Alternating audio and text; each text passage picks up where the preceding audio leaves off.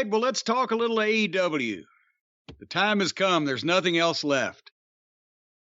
This past Wednesday, June the 8th, was the first TV show that they've had to do where Punk's been injured. MJF is whatever's going on there is still on the outs. Who else? Danielson's off for a couple of weeks. We've heard Cole's off for a couple of weeks for whatever that's worth anymore. And we got to see what they had left over, pretty much. So, you can tell when the top guys that take care and spend time and go into detail on their shit are not there, and they're just left to the people who don't know or will do whatever Tony tells them.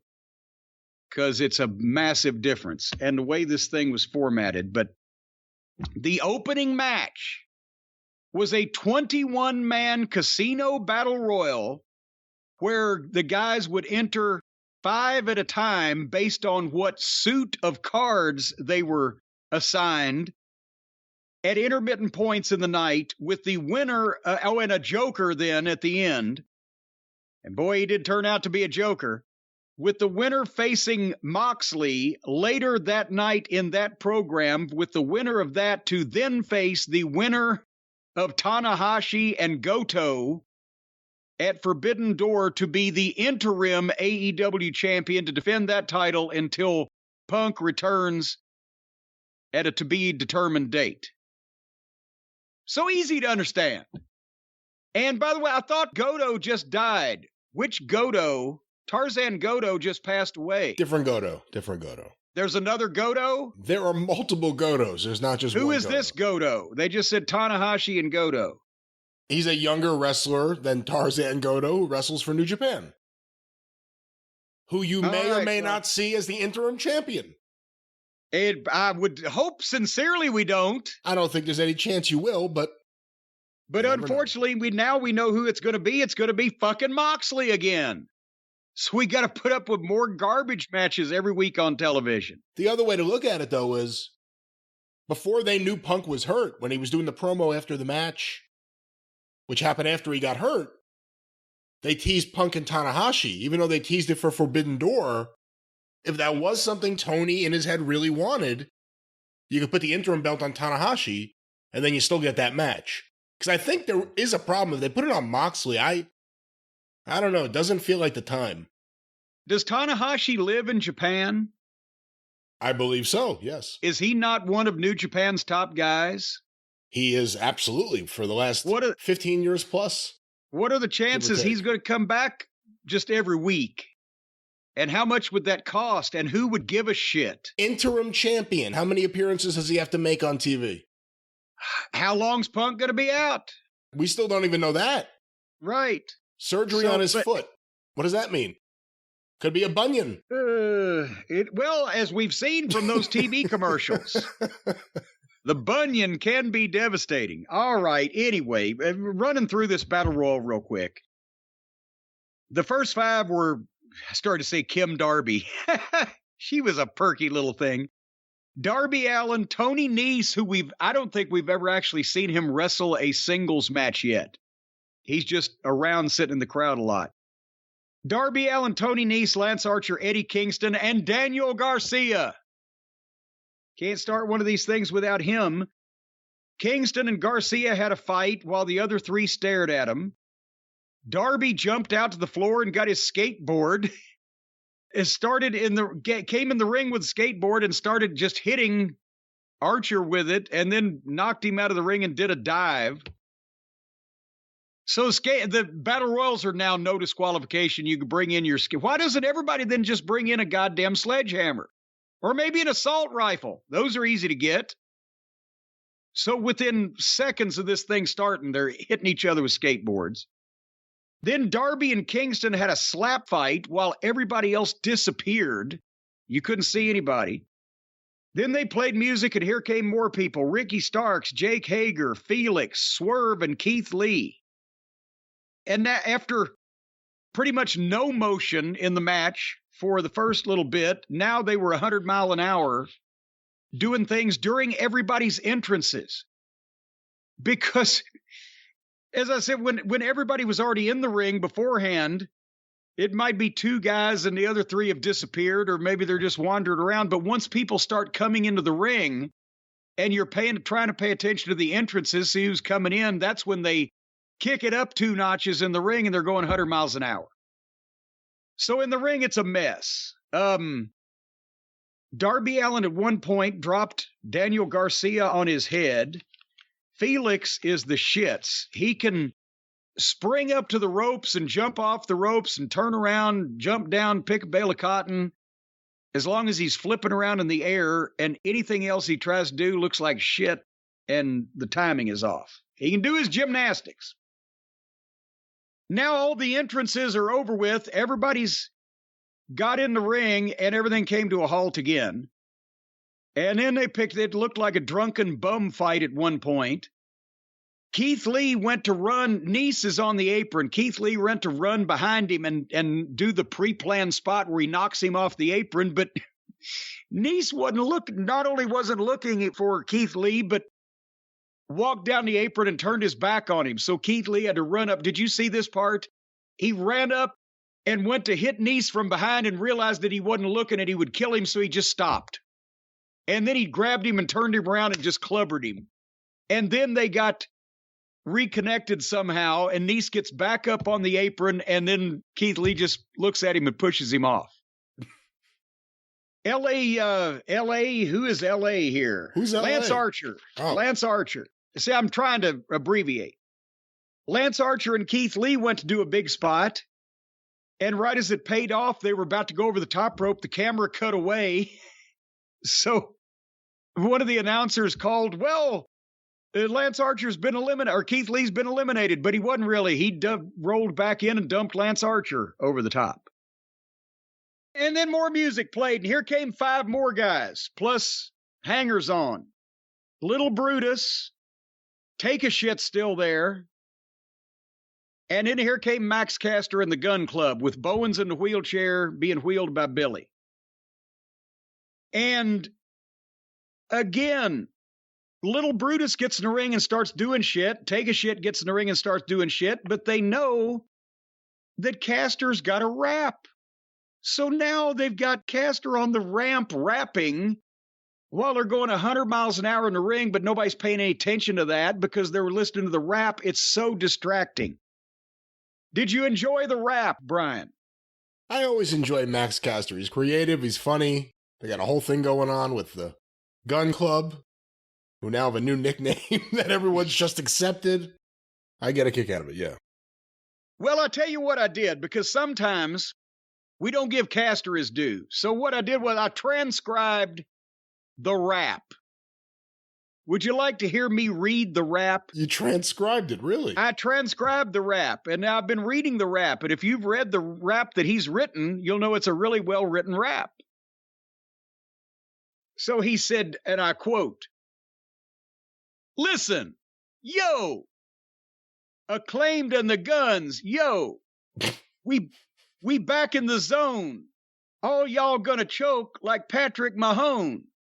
Yo, Felix, I don't give one look. I'll break your arm again like I broke Punk's foot. Hager, Garcia, y'all out of luck. I'ma send you back up Jericho's butt. I'm turning all y'all into sad boys. 2 guns that shouldn't be banned are the ass boys. Yo." Rather tame.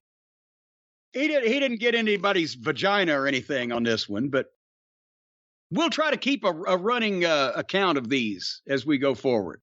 I like being a rapper. It's fun to be musical. I like that you were trying to, I guess, be musical, but whatever that tone was that you had there. Well, that's what he said. You're trying to match a beat? What were you doing? Yeah, you got to have the soul in your stroll and feel the beat in your feet. That's what you got to do. Well, you're making my liver quiver. What else was on this Battle Royal here? Well, as long as your spleen won't turn green. So Bowens did his deal where he screams and yells. And through this whole thing, they've still been fighting in the ring and nobody's paying any attention to anything else. And then they go to the break. And when they come back from the break, it's time for the music to play again. So as a match, this was a complete clusterfuck with just people doing shit at random. But here comes Hobbs, Fish, and Kyle O'Reilly. And before the other two guys could even come out, Darby Allin has already given O'Reilly and Fish a coffin drop off the top turnbuckle to the floor before they even got in the ring. And then here comes Dante Martin and Wheeler Useless. Now it's full scrambled eggs. I mean, it's the moon's over my hammy here. Almost none of these guys know what they're doing in a battle royal. They're taking bumps. They're doing shit that if you fell on somebody's leg, behind you, whatever, you kill them. Keith Lee eliminated both the Guns. The Guns again stood out. They did a fucking choreographed simultaneous bump, sell into the ropes, and get clotheslined over the top. They were feeding like a goddamn zookeeper. I mean, they're great anytime they know anybody's got their eyes on them. But then Swerve has been partners with Keith Lee and friends with Keith Lee, and they've been together against the other people that they were together against, right? That is correct. Well, Swerve dumped Keith Lee and then laughed at him about it. And Keith Lee's down on the floor mad, so now Swerve has switched heel. No. On Keith Lee. Not necessarily. He's true to his name. What's his name? Swerve. Well, it was a Swerve. Do you think that's his given Christian name? Is that on his birth certificate? Anyway, so now Swerve turned heel on Keith Lee after they've been together for 3 weeks. And then the Joker music plays, and guess who the Joker is? Andre Olio in his baseball pants. Why has he raided Abe Knuckleball Schwartz's locker for his ring gear? And then I wrote, does anybody buy that a third of these guys should be competing in any way for the world championship? And Hobbs and Starks dumped Take a Shit, and Felix dumped Starks. Everybody did everything at 100 miles an hour. Swerve then dumped Darby. So now Swerve is a full-fledged heel because he dumped Darby and got booed for it because they didn't like that. And then Andre, Olio, the heel, dumps Swerve and the people cheer him. God damn it. And then Hobbs, the beast, Hobbs does a great spine buster on Felix and goes to dump him over. And Wheeler Useless comes from behind and just dumps Hobbs like a sack of shit. What do you have against Yuta? You keep calling him useless. He's pretty good, Yuta. Because seriously, you may not like how he's being pushed, but he's not bad. Between him and Garcia, who have they got the pictures of? Garcia has the pictures. They had Yuta's got something. Yuta's got some kind of goddamn evidence on somebody. From every top star in the company doing everything they can to get Yuta over. I'm sorry. He's a nice young man. He's very athletic. He's got the charisma of fucking cabbage. He's bland and thin. And they've got people running around in the company already that with that level of push would be amazing. But because I guess he does a good imitation of a Japanese wrestler, he's got to get pushed instead of the fucking money potential here. So he dumps Hobbs, which is like trading your house for a tent, as a wise man once said.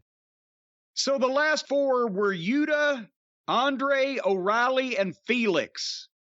They had a chance. Can I just say, it was at this point that I realized I'm going to hate the interim championship. Yes. I'm going to hate how it's booked, despite liking O'Reilly in general. Whatever they're going to do here, it's not the way I think they should go. Could you have elevated Hobbs? Of course. Could you have elevated Starks? Of course. Could you have done something with fucking, obviously, O'Reilly, which they did only so he could get beat? Is there anybody else in this thing that's worth a shit? Eddie Kingston, that horse may have left the barn because he's just doing everything with everybody now, but my God. So the point is, at that point, there's 4 guys left. Yuta, Andre, O'Reilly, Felix. Yuta and O'Reilly did a bunch of shit to each other, but they would not sell anything, and then suddenly they just both start selling, even though one guy just clotheslined the shit out of the other guy, and they'd both be down. But otherwise, they'd pop right up. Felix and Andre did gymnastics, and Andre hit him with a nut shot and tossed him. That's where I'm saying, please don't let Wheeler win. And then Andre got dumped. O'Reilly and Yuta on the apron. O'Reilly knocked him off, and he wins the match, so he goes to face Jon Moxley. And that would have been great, except I knew Moxley was going to win, and that doomed the whole fucking thing. And that was the first 25 minutes of this program, was this fucking car wreck battle royal. If Yuta had won, the finish of Yuta and Moxley would have been a little more in question than it was with Moxley versus O'Reilly. Which I agree. Anyone who saw this knew right away Moxley was going to win. The babyface who's rested is going to beat the heel who just won a battle royal. Well, besides that, if it had been Yuta, it would have been in question because everybody have said, you know what? They're fucking stupid enough to put this guy over Moxley. Right? And they've been pushing him with Moxley as part of that group. They could do something there, but it still would have been ridiculous. But at least we wouldn't have had to have Kyle O'Reilly, poor fella, do another job at the hands of the king of the garbage match. Get him away from everyone. Kyle O'Reilly needs to be away from any faction of any sort. Even give him new trunks. Just mix something new with him. Because he's so good and it just feels like he's kind of being held. There's like a chain around him. And he's being held in place. And I think he just needs to not have I hate to say it. I think he needs to be away from Fish. And I think he needs to be away from Cole. And they need to do something completely different with him now. Well, Moxley followed this up backstage with another promo where he's really pissed off, but you have no idea about what because he never really gets a point out. He just says New Japan a lot and whatever. Did you understand what he said there? He is like a modern day at times Thunderbolt Patterson. It's like he knows he has to fill up 30 seconds and he's going to find a way to do it without saying anything. And he sounds like he means it, but you don't have a goddamn idea what he's talking about. I don't know. All right. Did you... They've just finished having a battle royal to determine the interim AEW champion. And they're going to have a match later on to help determine that, but that's not even going to be settled until the pay-per-view coming up in a couple of weeks. And now they make the announcement of a new championship coming to AEW. Did you hear the voiceover when they said from the visionary Tony Khan? It almost seemed like it was a spoof because of that. It was you could tell in the tone of the reading that they couldn't believe they were actually being expected. Was it Shivani? I think that did it. But it was the visionary Tony Khan presents the All Atlantic title. And of course, how will the champion be crowned? In a tournament. When will it begin? Tonight. When will it end? Right now. Never. Right now. The first time we hear about this new championship, they don't even have a fucking AEW champion now. They're still trying to name him. And the first time we hear about the All Atlantic Championship, the champion who will be crowned in a tournament, it will begin right fucking now. And they showed the brackets. It's Buddy Matthews and Pac and the other Page and Miro and Penthouse and Malachi Black and two guys unnamed from New Japan Pro Wrestling. And the winners of the 4 elimination matches will meet in a 4-way, of course, at Behind the Green Door pay-per-view on June 26th. Now, hold on one second. Go through the bracket again. This is the All Atlantic Championship. Who's in it? Buddy Matthews. Where's he from? Hold on. Buddy Matthews is from, is it Australia or New Zealand? One of those. Okay, not in the Atlantic Ocean or anywhere near it. Well, we're getting there. Pac. Well, he's is. From England. Yeah. He's covered. The other Page. He's Canadian, I believe. So you got one side or the other. Miro, I'm not sure where Bulgaria is. I don't think it's on the Atlantic. Penthouse. There's some Atlantic over there. Yeah. Malachi Black and the two New Japan guys. That's where I wasn't sure about Buddy Matthews. I didn't really think about him. But isn't Japan in the Pacific? But the point of the All-Atlantic title, they're not All-Atlantic. It should be the Some Atlantic title. But anyway, they go immediately into the first tournament match 15 seconds after the announcement of the tournament was over with.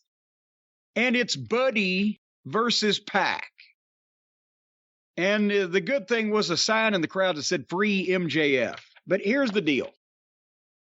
I'm finally seeing Buddy for the first time in a match instead of the Gaga, a singles match, focus on him. He's in shape. He's athletic. They did some nice mat wrestling. Buddy Matthews has a horrible name, and he's in a horrible group. But there might be something there. Except, remember we've talked about Pac.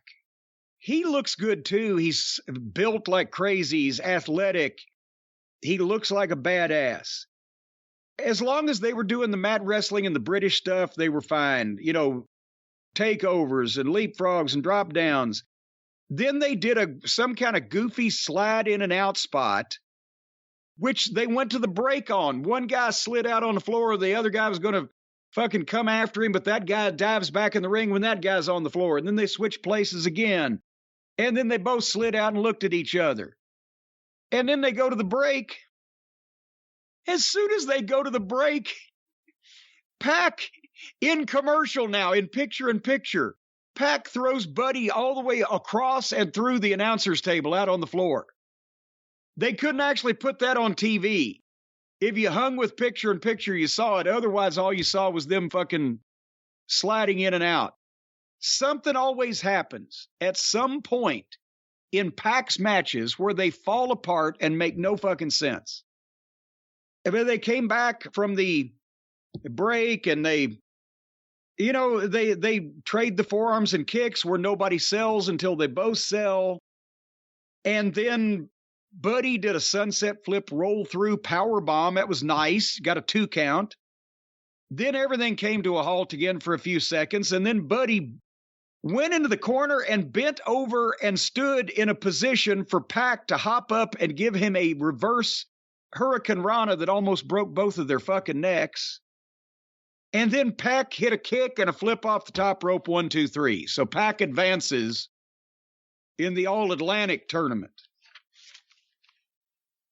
What'd you think of this?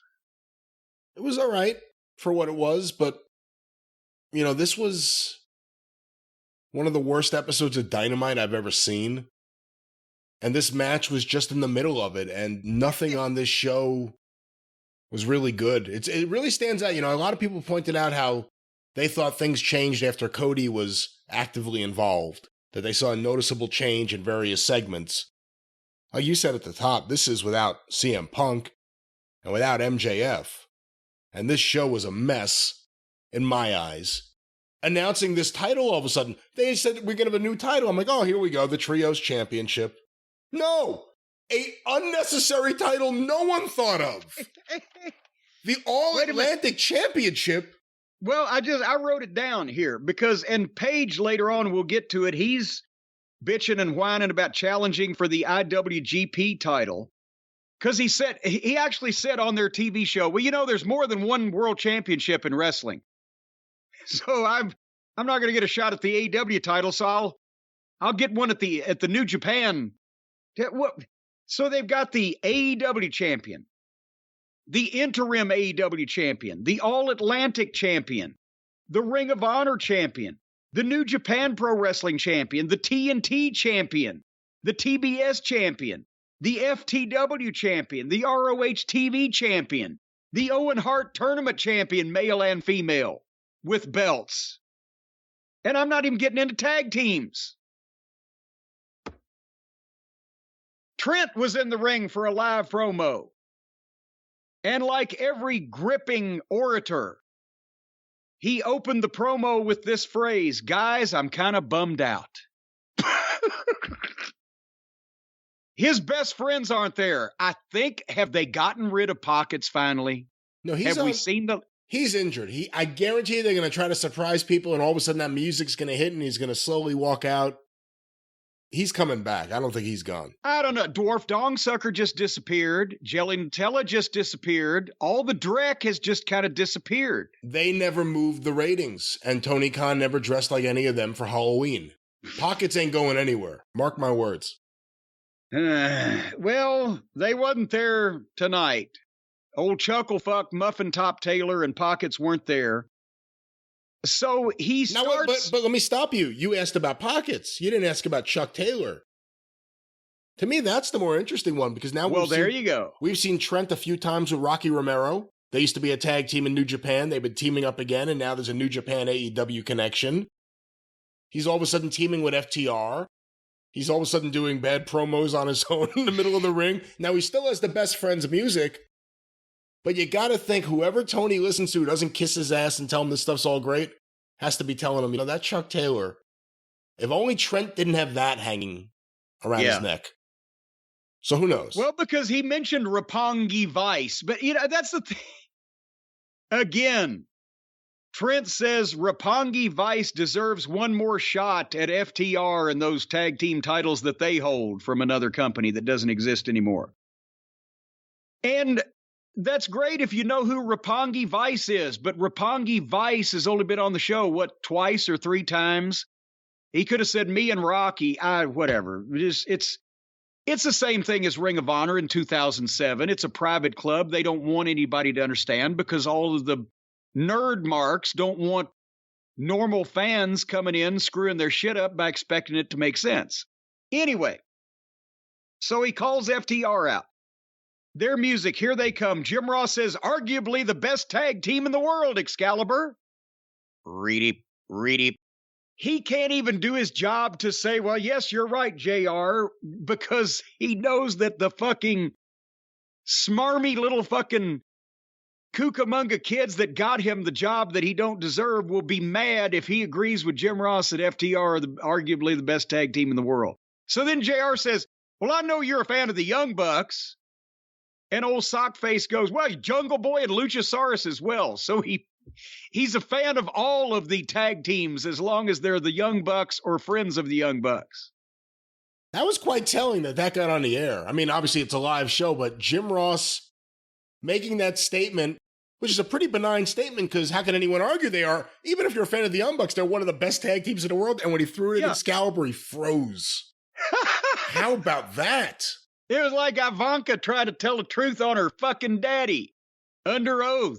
Hummina. Anyway, so FTR did a good promo and basically said that Trent should be mad at Will Ospreay's bitch boys. Because I guess they're the ones that jumped in the other night or whatever the fuck. Has Will Ospreay's name ever been mentioned on this TV show before last week? Or was it, he wasn't even there last week, was he? Or did he jump in, or was he just with the other? What the fuck? The point is, we've never seen this fucking guy or heard of him. He's never wrestled this fucking United States of America until either the previous show his name was mentioned, he ran out, whatever, and now Will Ospreay's bitch boys, like everybody knows who all these people are. And so, of course, as soon as they say that, music plays, and out comes Will Ostrich. The leader of the United Empire, we are told by the announcers. Has that name ever been mentioned on this TV show before? Not that I'm aware of. Okay. I've only seen one clip of Will Ostrich. I'll call him Osprey. I just like ostrich. You know, the meat in the ostrich meat has more fat, but it's less filling. Do you like ostrich burgers? I've never had one and I don't intend to try. I'm just kidding. Fuddruckers, they have them. Well, I haven't been to a Fuddruckers in ages. They hit their peak and they went downhill. Remember the name of their sauce? I do not. Mother Fuddrucker. That's right. Yeah. That's right. Yeah. Well, nevertheless. Anyway, I've seen one clip of Will Ospreay. And it was several years ago when, again, and this was before he completely lost his mind and before that I had ascertained that he'd lost part of it, Uncle Dave was saying that Will Ospreay was the greatest wrestler in the world. So there's a clip on Twitter or on the internet or whatever, of Will Ospreay. It's labeled. I said, well, I got to see this guy, right? And it was him and somebody else. And like I said, this was several years ago. He was quite thinner then, smaller, lighter. But they went through about a 90-second to 2-minute routine, choreographed gymnastic, It was Ricochet. Ricochet. Okay, well, there you go. Even better. So you know how bad one is by themselves. So when they get both in together, it was so far off the charts as being ridiculous that I started laughing. And I said, what the fuck? I mean, I would have voted for him on America's Got Talent. It was amazing. They nailed every flip and stuck every landing, and they helped boost each other up, and they turned in the air perfectly. It was a wonderful, choreographed, planned routine of gymnastics. It bore no resemblance to pro wrestling or any type of conflict or contest. And so, like I said, if they were on AGT, I would have voted them through to the next round, but it was a joke as a wrestling match. And that's all I've ever seen of this guy. And I continue to hear Uncle Dave say, of course, then Twinkle Toes took over in his mind and heart. And that's, Ostrich became kind of the spurned paramour on the outside of the love triangle. But I figure, okay, if they show me this guy, I will watch him and see what all the shouting's about. Well, he comes out on the ramp and he says a couple of words, and suddenly in the ring from behind comes people that were identified as Aaron Hanori and Ozzy Oldham. And they jump FTR and Trent, and every single one of the guys that jumped in were dressed in black street clothes, so you couldn't tell them apart. And they had a sloppy fight, and then I realized now there's 3 or 4 guys in the ring. Then they mentioned Kyle Fletcher and Mark Davis are 2 of the guys in the black, but I couldn't find Ozzy Oldham. And then later on, I don't know if it's in this program or actually it may have been on Rampage, I realized that Ozzy Oldham is Aussie Open. And that's the tag team name of Kyle Fletcher and Mark Davis. And the only Mark Davis I've ever heard of in my life was the fucking video editor and the technical guy for Ring of Honor. And he was a hell of a guy, but he didn't look like this guy. So then FTR suddenly disappeared from the ring. They were in the ring when they got jumped. But then when these guys, they beat up Trent, and FTR was gone. So they left Trent without helping him? Or they were carried out on a stretcher and we missed it? I don't know what the fuck. But again, a bunch of people that nobody knows. Nobody's ever heard their names. You couldn't pick them out of a lineup, and they've had no build-up. And suddenly they're beating people up that have never teamed before, and just, it's like we're watching a new program that we've never watched before, and we don't know what's going on because we don't know who these people are. And then random people show up. If you're a casual viewer or someone who doesn't keep up with New Japan or anything else, and Excalibur tries to get out everything as quick as he can. No, that's and you don't even know who he's naming. You don't know what he's talking about. You know, people have accused me of being a fast talker, but did you understand the things that I was saying because of the inflection and or the pause every once in a while in my comments? It's that, and it was also that you weren't shooting out names that we've never heard before on TV. Because when you shoot out a bunch of names real quick, you don't even know if they're names. You can't figure out what he's saying. They got to stop assuming everyone knows what the fuck's going on. Because even most of the people on this program don't know what the fuck is going on. All right, one thing redeemed this program for me. I got to see David Finlay. The next match was Adam Page and David Finlay, and that's Fitz's son. Obviously, I would think most people would know that because of his tenure in the wrestling business. And facially, I see it in this kid, too. He looks facially just like Fit. But another new face out of nowhere, again, with no build, no advance notice he was coming, but I'll take this one because this kid knows what the fuck he's doing. Lockups, a great drop kick. He's in shape. He looks serious. He's got better basics and fundamentals than fucking Page. Matter of fact, I was looking for mistakes. Page was the only one I thought that made any. And it was a clear babyface and heel dynamic, so everybody could understand what was going on. The only thing I didn't like, and this is epidemic on these programs, and you would think that the heels would figure it out and restructure their match. But in a lot of cases, have you noticed the baby faces will shine, the heels will take all their bumps and shine them up like a brand new penny, and then the heels will take over, stop them with a heat spot, get the heat, they'll go to break. Then all the heels heats in the break. And when they come back, within seconds, the babyface is making his comeback. Now, on taped programs, especially when they had to edit for time, that used to be a thing they would do because the editors considered all the babyface shine more exciting than the heel heat, and we would watch our matches back on television and get pissed. They cut our fucking heat out. I mean, that was shit you went and complained about. You cut 3 minutes of my fucking heat out of this goddamn match. It looks like that all they did was kick the shit out of us. That ain't gonna fly.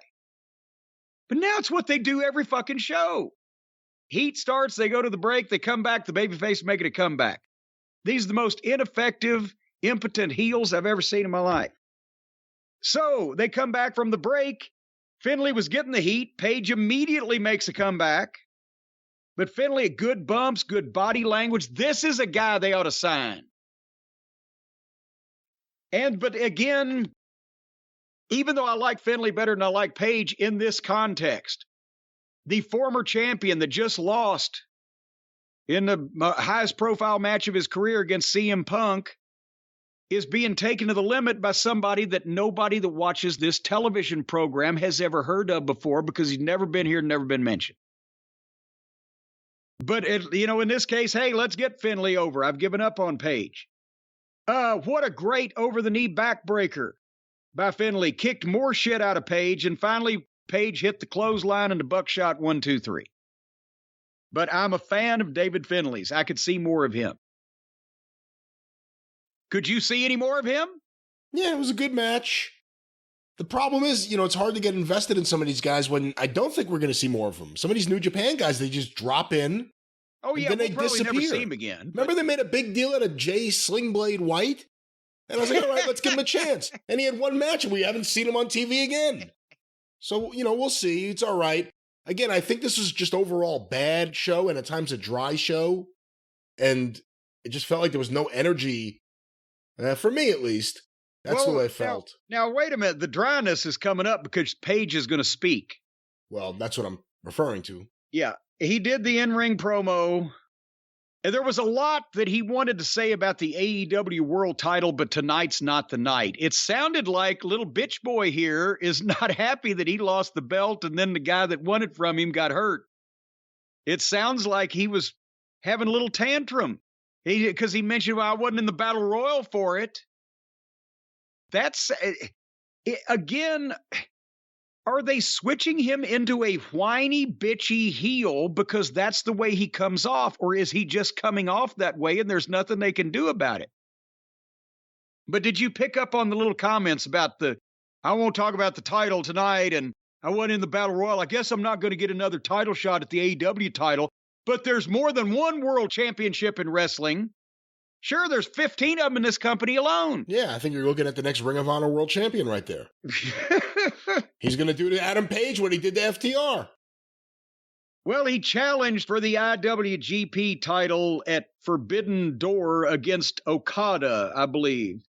And then Adam Cole comes out and said, well, my friend Jay White may be the champion instead of Okada. But I should get more people that would like, and my brother-in-law, Ken, he'll be there too. The guy in fucking Denver doesn't know who Ken is either. But Cole wants the New Japan title shot, so they're going to go round and round about that.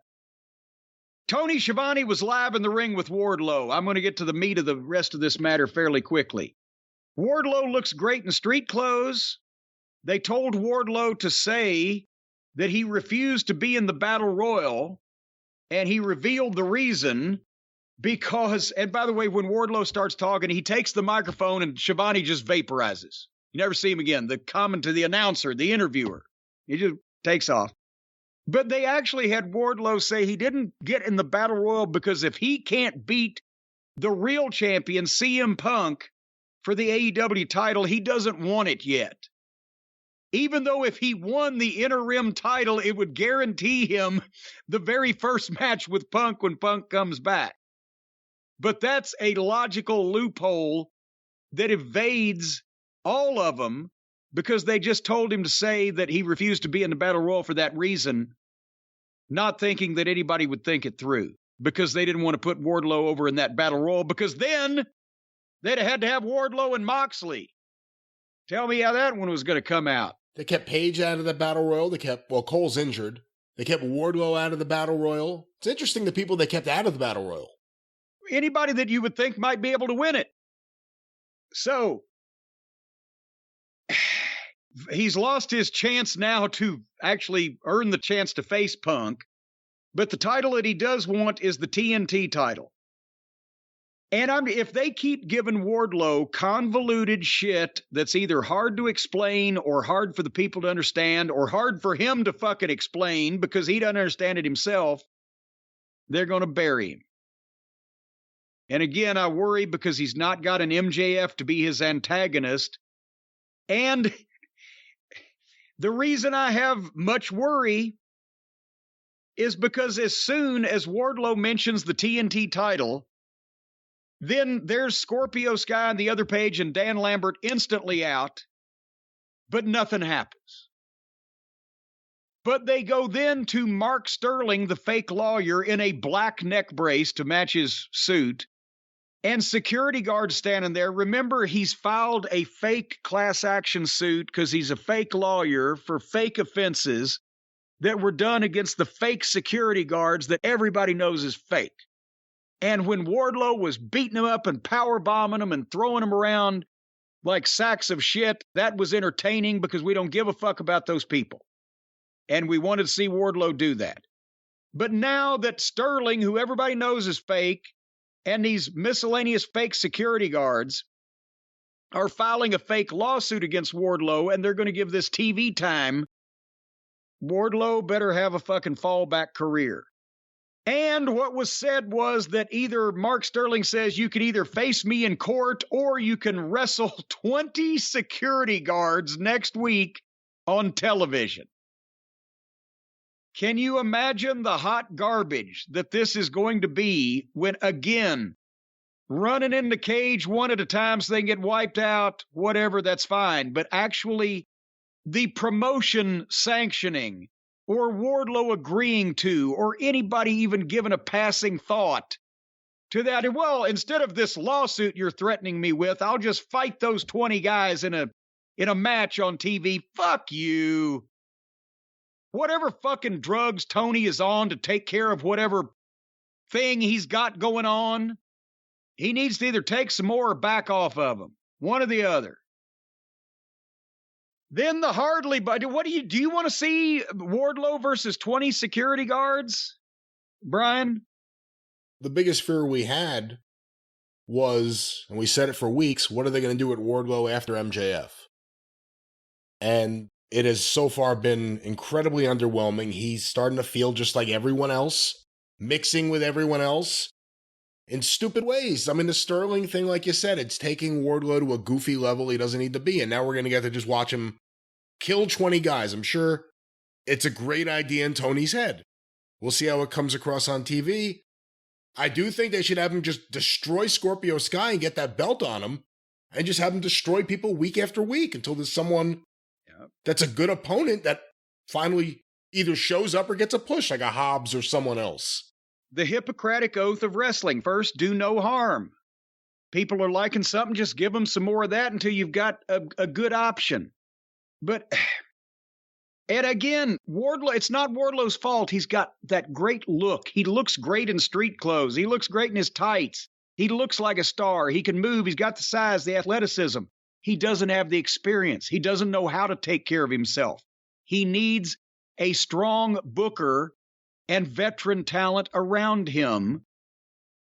But he don't have either one of those. Well, he's got some veteran talent sometimes, but he's not interacting with any of them here with Mark Sterling and 20 security guards. Just think about this. Look at Wardlow. Look the way he looks when they got him, right? And the things he can do when they got him. And 2 years later, thanks to basically MJF and the heat he got, and then the fucking promos he was able to do and the way they were able to paint Wardlow as the indentured servant, et cetera, people are loving him. But he still needs guidance, and he needs the proper fucking take him by the hand and lead him through all this and teach him how to get himself over. And one more thing. Go ahead. No more promos. I'm sorry. Keep him off the mic. It's not doing him any favors. Like I said, when he has to explain shit or recount reasoning that they come up with, it needs to be kill, crush, destroy, and a man of few words. But I remind everybody that Dusty Rhodes, a strong booker who knew what he was doing and had all kinds of experience and had worked under the best, took a fat fucking job guy that had 6 matches named Ray Traylor, and in less than a year gave him a gimmick and a push and used his natural talent and had veterans around him teach him how to get himself over. And within, like I said, less than a year, Dusty Rhodes versus Big Bubba Rogers drew 16,000 people as a main event in Pittsburgh. Still to this day, the all-time Pittsburgh wrestling crowd record. And I loved Bubba to death, but he didn't look anything near Wardlow when he first showed up at Atlanta TV. He looked like a fat guy working at a car wash, but he had talent. And Dusty gave him something to accentuate the talent, take advantage of the positives, magnify the strong spots, negate or hide the weak spots, and drew a ton of fucking money with him. And within a year after that, he was so good and so over that Vince hired him to fucking be Hulk Hogan's handpicked opponent. Wardlow's wrestling 20 fake security guards under threat of a fake civil suit. Okay. So the Hardley boys did a pre-tape in the back. They won a tag team title shot, but the Hardy boys came in and they need a tag team title shot. And then here came Christian Cage and Jungle Boy and Dino Douche, and they made the challenge for a tag team title 3-way ladder match next week on TV. Oh, fucking God. At least that's something we can skip. But a ladder match, a triple threat ladder match between Spot Monkey Central, the Cucamonga Kids, Jungle Boy and Dino Douche, and Dino's going to try to do all the flipping he can do, so that'll be goddamn uglier than a fucking brown-eyed fucking mud fence. And Matt and Jeff in a ladder match. How much brain damage do they need to give the Hardy family in this company? Matt's had 3 concussions that we saw on live television. Jeff Hardy was a near hospital case the other day. And that's something I heard Uncle Dave just blistering the WWE and the doctors for letting Cody work with a torn pec. He had probably one of the worst bruises because of the internal bleeding that goes on when you tear a muscle or a tendon. Horrible bruise, ugly bruise. That's a painful fucking injury. But there is no way working with a torn pec can give you brain damage. But Uncle Dave was on the goddamn white horse and wearing his shining armor about letting Cody work one of the better WWE matches of the year while injured with a torn pec. But Jeff Hardy who almost killed himself a couple weeks ago in that thing with Darby, Matt Hardy, who actually was brain damaged in front of us on several occasions on their television. The guy cross-bodied his face. The guy threw the chair in his fucking head. The guy knocked him off the goddamn forklift. And he did the WRAF deal, walking recklessly and attempting to fall. Couldn't get his fucking legs underneath him. They should have stopped the match. They did stop the match and then started it again. Jeff Hardy didn't remember the match he just had with the Hardley Boys. So do we have a double standard here? A guy gutted through a great match, a main event of a pay-per-view with one arm because he tore his pec, or a guy doing garbage fucking matches, not even in a ring, in AEW, getting brain damage and being allowed to go on? Which is worse? You know, the Jeff Hardy story I heard the other day about the idea that he got knocked out early in the Young Bucks match at the pay-per-view and has no memory of the match whatsoever and just went through the match with whatever instincts he has. Thinking, all right, I guess he'd be on the injured list. They'll keep him off TV and keep him out of the ring for a while, and then they announce this. I'm convinced Tony Khan signed the Hardys to kill them. They've obviously done something to hurt him or his family, and he's going to kill them, and it'll be in his ring. That's the only thing I could think of. So the WWE's concussion protocol is doctors and analytical tests and waiting periods and blah, blah. The AEW concussion protocol is how many fingers am I holding up?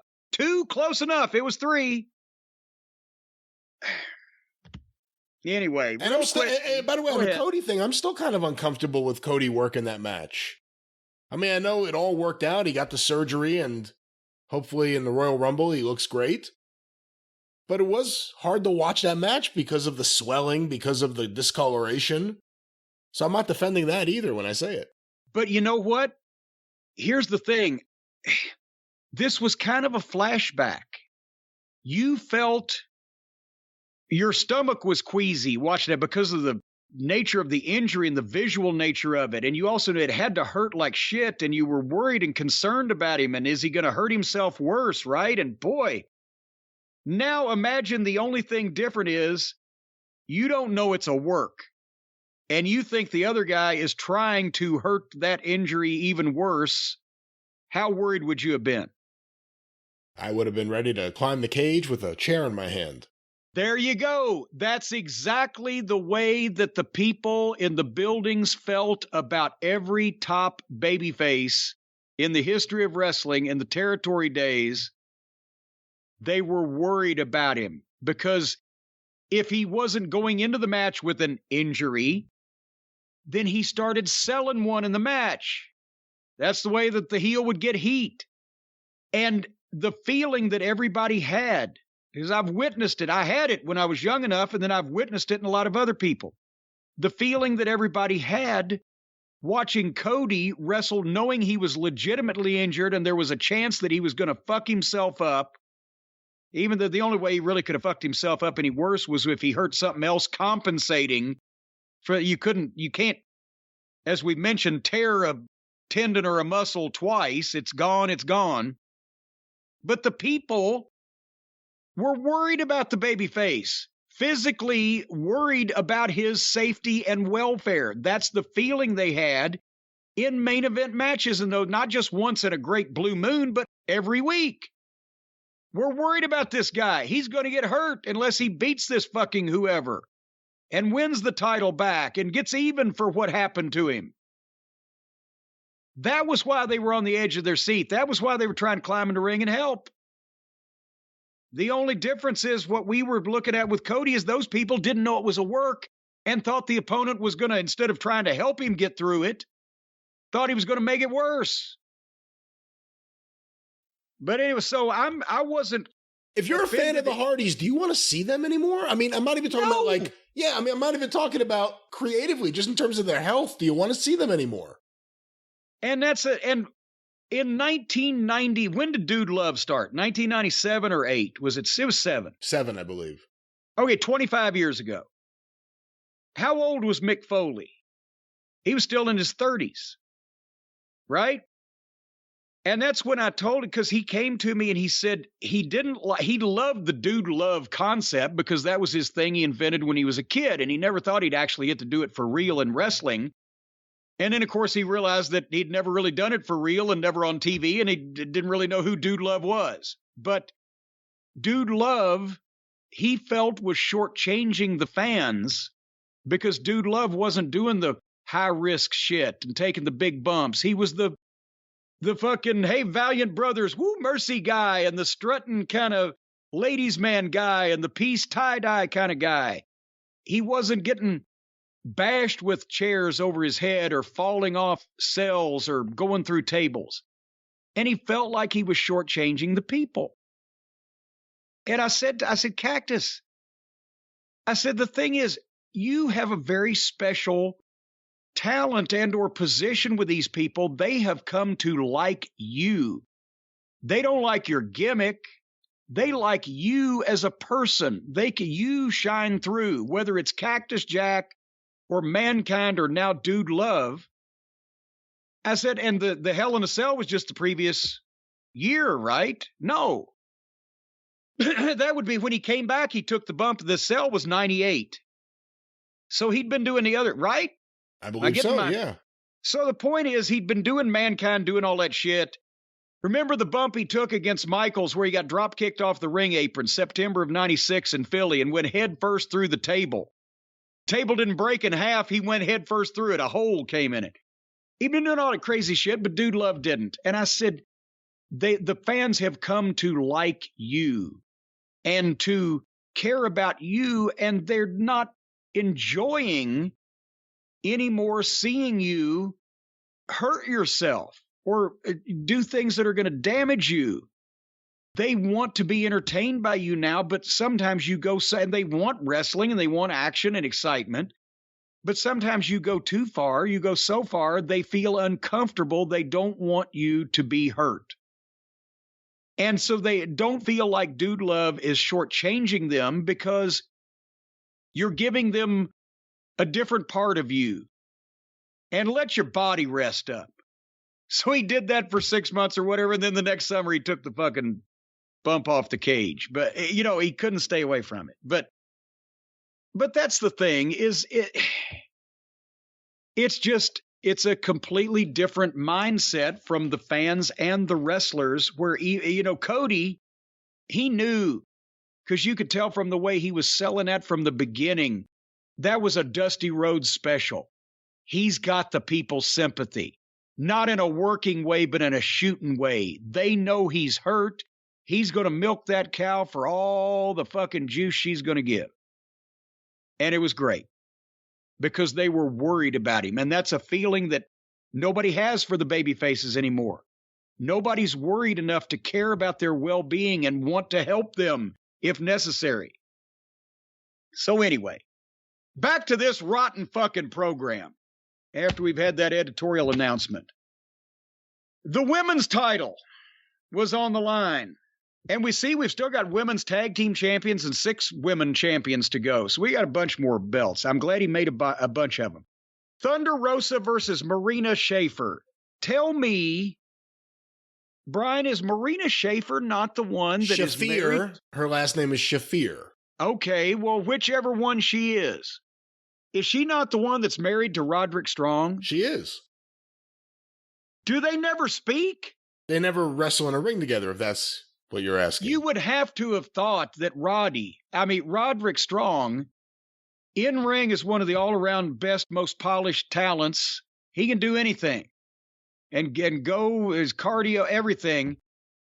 I can't believe he's not seen his wife is challenged at best description in this industry, and is certainly he's given her some one-on-one instruction. And then the case becomes, if you've not only been through a wrestling training school of some description, but you're living with Roderick Strong and have the ability for him to show you what to do, and you're still not any better than this, should you give up?